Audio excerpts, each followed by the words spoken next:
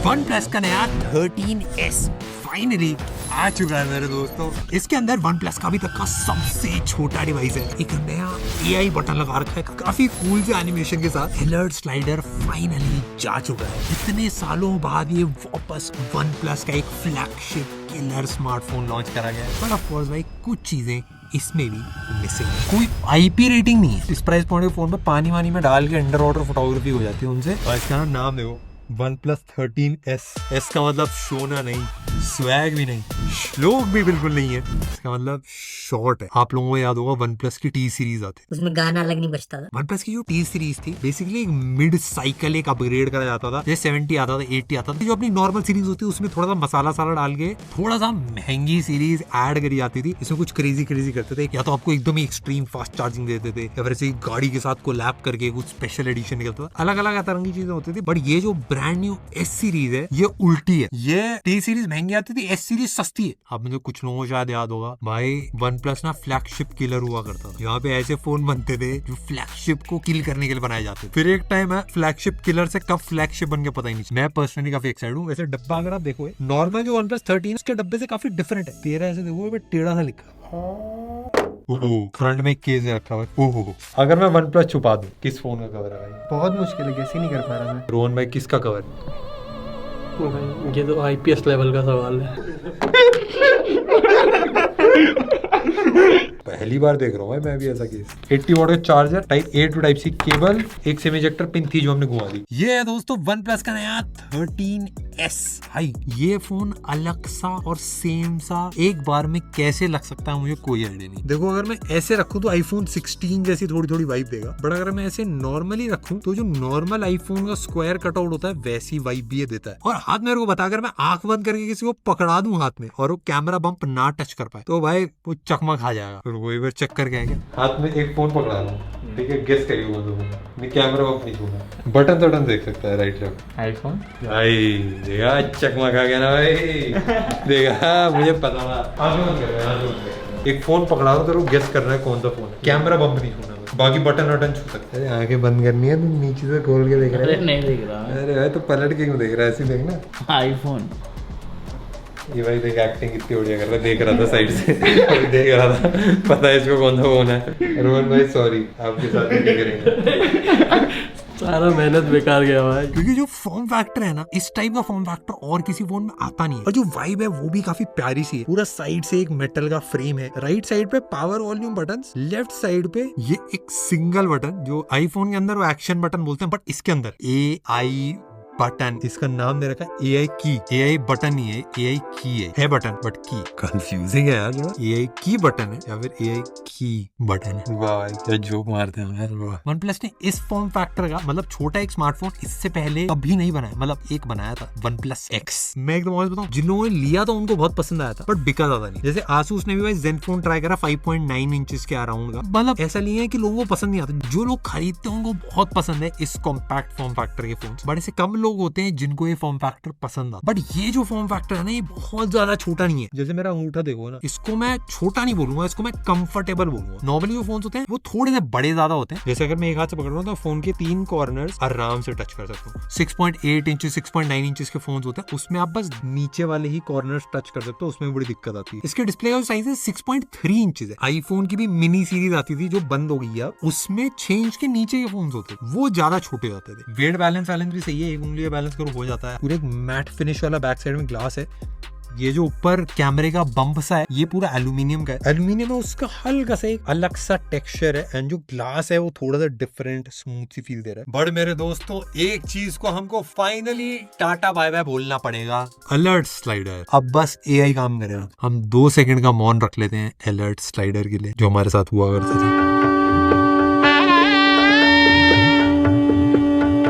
ऊपरी साइड में माइक और IR ब्लास्टर, नीचे की तरफ स्पीकर USB टाइप C है और हमारी सिम ट्रे लगा रखी है। डुअल नैनो सिम वाली सिम ट्रे है। चारों तरफ भी एंटीना बैंड्स लगा रखे हैं। ऐसी कोई सिमेट्री नहीं है, आगे पीछे ऊपर नीचे जहां मन करा। और इस फोन के अंदर 3 कलर आ रहे हैं, एक ब्लैक है, एक ग्रीन है और पिंक। आप लोगों को पता है मेरा फेवरेट कौन सा होने वाला है? क्यों हिला डाला ना। काफी सारी लड़कियां भी फोन खरीदती तो वो ब्लैक कलर खरीद सकती। क्योंकि पिंक तो मैं खरीदूंगा। इसकी थिकनेस देखो 8.1 mm की थिकनेस है एंड 185 ग्राम वेट है, तो मतलब एक डिसेंट वेट फील होता है जब आप हाथ में पकड़ोगे। एक चीज मेरे को थोड़ी सी वियर्ड लगी, इसमें ना कोई IP रेटिंग नहीं है। इस प्राइस पॉइंट के फोन पे पानी वानी में डाल के अंडर वाटर फोटोग्राफी हो जाती है उनसे, इसमें ऐसा कुछ नहीं है, तो रिस्की रहेगा वो। नीचे वाला पोर्ट भी USB 2 है, तो अगर आपको फाइल वाइल ट्रांसफर करना है तो स्लो होगा। इस प्राइस पॉइंट में सब में ही USB 3 आता है, पर ज्यादातर लोग USB से कॉपी पेस्ट करते भी नहीं है। और भाई AI की आजकल हवा चल रही है, सब कुछ AI हो रहा है, तो OnePlus ने भी अपना साउंड इफेक्ट भी आता है भाई, एनिमेशन भी अलग साइड है, हवा का झोंके की तरह आवाज आती है, अपना पूरा एनिमेशन होता है रंगीन सा। मजा आ गया भाई। लोगों ने खरीदते थे फिडजेट स्पिनर, ये वही है भाई, पूरे दिन करता हूँ भाई मैं।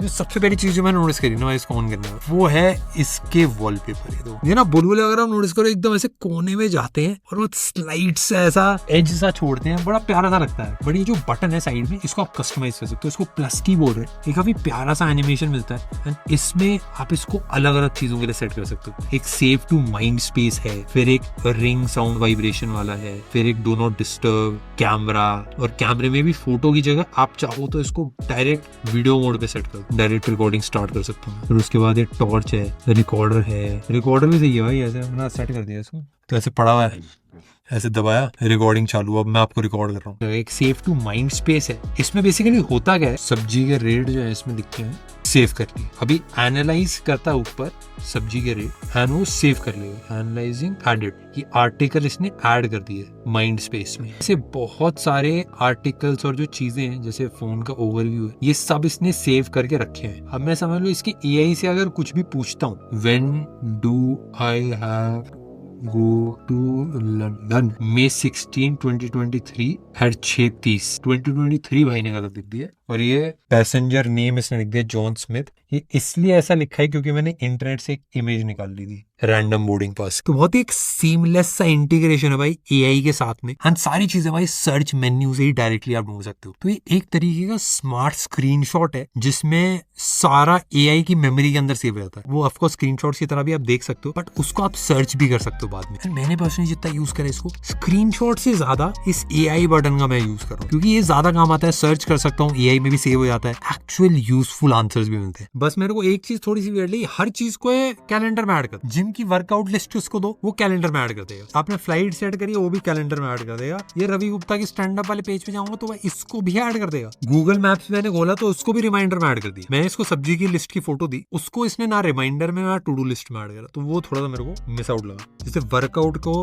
अलग से नोट्स में टू डू लिस्ट में ऐड करे, सब्जी को भी टू डू लिस्ट में ऐड करे, कैलेंडर की जगह जहां पे फ्लाइट है वो सब कैलेंडर में ऐड करे, रिमाइंडर में ऐड करे। अगर आपने नेट ऑफ कर रखा है तो वो स्क्रीनशॉट लेके रख लेता है। डेटा तभी सेव होता है जब इंटरनेट ऑन आप करोगे। सही बताऊं तो मेरे को थोड़ा सा एडवांस स्क्रीनशॉट बटन लगा, कुछ ऐसा क्रेजी AI वाली चीजें नहीं है, बट हाँ भाई डेफिनेटली यूजफुल है। ये सर्च है, ये मेरे को जनरली काफी क्रेजी लगा। जैसे माइंड स्पेस में जो भी आपने सेव करा वो आराम से आप ढूंढ सकते हो, जैसे सब्जी कौन सी खरीदनी है, फ्लाइट कब है, सब सर्च हो जाता है। AI कॉल असिस्टेंट भी, तो इसके अंदर कॉल अगर आप कर रहे हो तो लाइव ट्रांसलेशन वाले फीचर आपको मिलते हैं। बट ये जितने भी फीचर्स हैं AI वाले बिना इंटरनेट के वर्क नहीं करते, तो आपका इंटरनेट ऑन होना चाहिए। और कभी कभार ऐसा होता है ना कि हमारा डेटा ऑन है बट आप कॉल करोगे तो डेटा चलना बंद हो जाता है। आइडियली आपका वाईफाई ऑन होना चाहिए तभी ये सब वर्क करेगा। फ्लैगशिप किलर की वापसी के साथ साथ एक चीज और की वापसी, पहचान रहे हो मेरे दोस्तों क्या है? ये है OnePlus का डायलर। गूगल का डायलर आने लगा था बट ये OnePlus का डायलर वापसी आ गई है। इसके साथ कॉल रिकॉर्डिंग होती है बिना बीप के, ये सबसे ज्यादा यूज्ड फीचर होता है, इसलिए ऑफ कोर्स भाई कंफर्टेबल है। 1.5K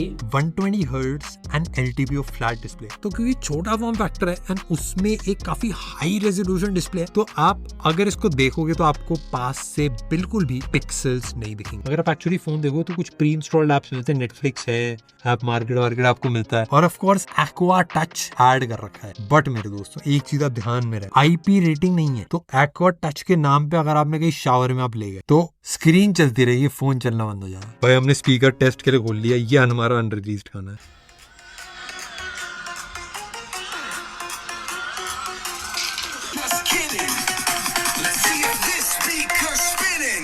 Rajesh is the absolute best.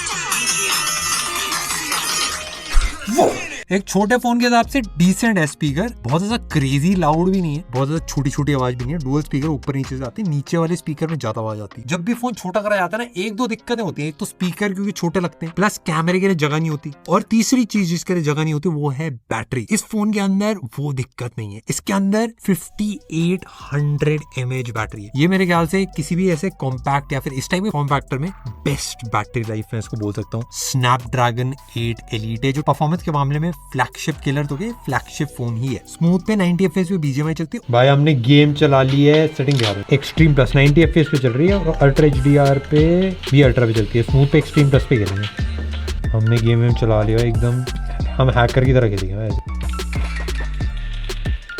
दिखना ही नहीं चाहिए भाई, सामने वाले बंदे को लगे कि भाई क्या कर रहा है, कैसे खेलता है भाई। स्टाइल लगा भाई, बम से फोड़ दिया सामने का लगा भाई, क्या पिटाई कर दी भाई, अब तो मजे ही मजे करा दिए। एंड क्योंकि ऐसा कोई बहुत बाहर नहीं निकल रहा लेंस, तो हाथ में पकड़ने में मेरे को गेम खेलने में मजा आ रहा है। बट मेन मुद्दे की बात पे आते हैं, वो है इसका प्राइस। इस वाले स्मार्टफोन का प्राइस 55,000 रुपीज है। एंड इंस्टेंट डिस्काउंट अगर आप लगाते हो तो 50,000 रुपए के अंदर ही आ जाता है। मेरे हिसाब से भाई 50,000 के नीचे डेफिनेटली एक क्रेजी प्राइस है। बस कैमरा देखना पड़ेगा एक बार। अब बात कर ली जाए मेरे दोस्तों कैमरे की, और कहीं अगर आप देखोगे तो कहीं कटौती ऐसा घास दिखती नहीं, बट कैमरे में भाई 2 कैमरे का सेटअप है। एक प्राइमरी है, दूसरा एक टेलीफोटो। अल्ट्रा वाइड आपको नहीं मिलता। 50 मेगापिक्सल OIS वाला प्राइमरी है। ये सोनी का LYT 700 जो सेंसर आता है वो है। ये सेम सेंसर हमने जो OnePlus का 13R है उसमें भी देखा है। एंड जो टेलीफोटो है वो 50 मेगापिक्सल 2x टेलीफोटो है। एंड जो सेल्फी है वो 32 मेगापिक्सल सेल्फी कैमरा। सेल्फी की तेजी बहुत है भाई। ये मैं नहीं हूँ मेरे दोस्त, ये कोई सही खींचे हुआ है, इसमें हिल रहा था बहुत तेजी। सही है भाई, बहुत स्पीड से खींच रहा है। ये OnePlus 13 है और 13S है।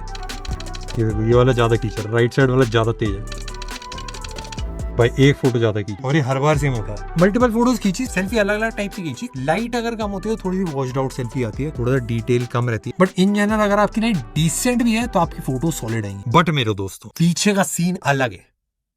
पीछे से हमने फोटो खींची, मतलब आज क्यों ना किसका पीछे? फोन के पीछे बैक कैमरे। भाई RCB फाइनल आ गया ना, तो भाई जीत गई होगी इस टाइम तक। भाई अगर नहीं जीती होगी ना, बेंकी की रोने वाली सेल्फी डालनी है।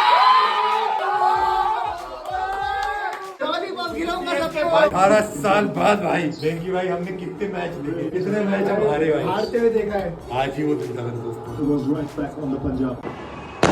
बैक साइड में मतलब वाइड थोड़ी भाई की अलग है। कभी कभार कॉन्ट्रास्ट थोड़ा ज्यादा होता है, कभी कभार वाइड बैलेंस थोड़ा सा ऑफ होता है। जैसे वेंकी भाई की भाई इंडोर वाली फोटो ली थी तो 1x पे लेफ्ट हैंड साइड में आप ऑलमोस्ट पूरा ब्लैक दिखेगा, लेकिन 4x पे लाइटिंग एकदम परफेक्ट होगी। ये डिफरेंस भाई थोड़ा सा क्लियर ज्यादा फील होता है। सैचुरेशन भी थोड़ी ज्यादा कभी कभार लगती है, स्पेशली स्किन टोन्स पे। कभी कभी स्किन थोड़ा सा रेडिश या ब्राउनिश वाइब देने लगता है, नेचुरल नहीं वाइब देता। मुझे पर्सनली इसका जो पोर्ट्रेट मोड है वो भी काफी सॉलिड लगा, तो वाइड एंगल नहीं है, बट हाँ भाई पोर्ट्रेट काफी सारे लोग यूज करते हैं। जैसे ये वाली मैं सजन की फोटो ली थी, इसमें फ्रंट की घास ब्लर है, पीछे वाली घास भी ब्लर है, बट बीच की घास ब्लर नहीं। तो ये काफी अच्छे से बैलेंस आउट कर रखा है। ये मुश्किल होती है फोटोग्राफी में। कभी कभार जैसे अगर आप फोटो ले रहे हो, जैसे मल्टीपल फोटो ली थी, एकदम से वाइड को एकदम भाई ये टाइड की सफेदी वाला हो जाता है इसका। भाई ये तो टाइड के ऐड में आया भाई, दूध सी सफेदी भाई। लोगों की भी हमने खींची फोटो, बट एक चीज मेरे को थोड़ा सा मिस हुई। पोर्ट्रेट में ना जूम करने का ऑप्शन नहीं। पोर्ट्रेट में ऐसा बस 2x में खींचो, उसके अलावा खींचना तुम मत खींचो। तो मैं एकदम ऑनेस्टली बताता हूँ, मेरे को बहुत डिफरेंट फोन लगा। मैं एक्सपेक्ट नहीं कर रहा था OnePlus की तरफ से स्मार्टफोन। थोड़ा सा मतलब मार्केट में उतर के जो ट्राइड एंड टेस्टेड नहीं है वैसा कुछ क्रिएट करना बड़ी बात है। और प्लस AI वाले जो फीचर्स है, जो पूरा एक्सपीरियंस है फोन का, वो मेरे को पर्सनली काफी सॉलिड लगा। एंड मेरे को लगता है OnePlus को ये सीरीज कंटिन्यू करनी चाहिए, और ऐसे क्रेजी कुछ नए नए फोन निकालते रहने चाहिए, क्योंकि हमको टेस्ट करके बहुत मजा आता है ये सारे फोन। बट ये नहीं मिलेगी फुटेज भाई, फुटेज नहीं मिलेगी भाई। रोहन एडिटर कट कर देना भाई। रोहन भाई आप खुद ही एडिट करोगे, आप कट कर देना अपने आप।